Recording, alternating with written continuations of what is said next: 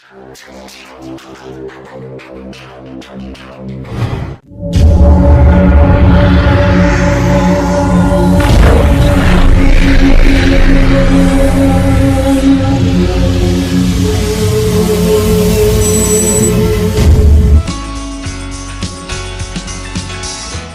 झंडा, हाथी निशान और जय भीम जय भारत का नारा जहन में बहुजन समाज पार्टी का ख्याल पैदा करता है।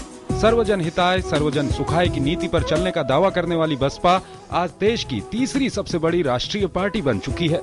सदियों से सताए दबाए गए, शोषित, वंचित और उपेक्षित लोगों के आंदोलन का नतीजा है बहुजन समाज पार्टी। बसपा के उभार ने शोषितों, वंचितों का न सिर्फ मनोबल बढ़ाया बल्कि उनमें एक नई चेतना का संचार भी किया ताकि वो अपने हकों के साथ सिर उठाकर जी सकें। मौजूदा समय में बसपा बहुजन तबके के नेतृत्व और सशक्तिकरण की पहचान बन चुकी है। गौतम बुद्ध, महात्मा फूले, बाबा साहेब डॉक्टर अंबेडकर और काशीराम आदि की विचारधारा वाली बसपा का कारवां मजबूती के साथ निरंतर आगे बढ़ रहा है।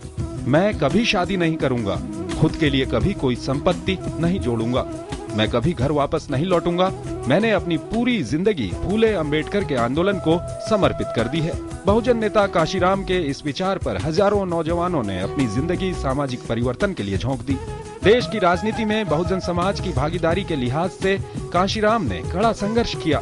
बहुजन समाज यानी अनुसूचित जाति, जनजाति, पिछड़े और अल्पसंख्यक, जिनकी देश में आबादी तकरीबन 85% है। उन्होंने इसी बहुजन समाज के कर्मचारियों का संगठन बामसेफ बनाया। इसके बाद बुद्धिस्ट शोध केंद्र और दलित शोषित समाज संघर्ष समिति यानी DS4 और आखिर में 14 अप्रैल 1984 को बाबा साहेब डॉक्टर अंबेडकर की जयंती के मौके पर बहुजन समाज पार्टी की स्थापना की।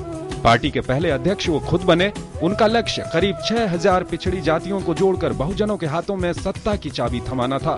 काशीराम ने फंड जुटाने के लिए लोगों से एक टाइम का खाना मांगा और वोट के साथ नोट मांगना शुरू किया। उनके पास संसाधनों की कमी थी लेकिन हाथों की नहीं। उन्होंने सैकड़ों पेंटरों की फौज तैयार कर दीवारों पर हाथी बनवाए। हाथ से हाथी बनाना आसान भी था और सस्ता भी। देश की राजनीति पर काशीराम की किताब चमचा युग ने खूब शोहरत बटोरी। ओबीसी आरक्षण के लिए काशीराम ने अपने विभिन्न संगठनों के द्वारा संघर्ष किया और मंडल कमीशन की रिपोर्ट को लागू करवाने में अहम भूमिका निभाई।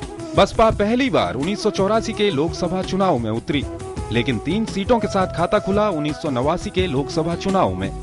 इसके बाद मानो फिर पार्टी ने कभी पीछे मुड़कर नहीं देखा और 15वीं लोकसभा में ये संख्या बढ़कर जा पहुंची 21 सीट पर।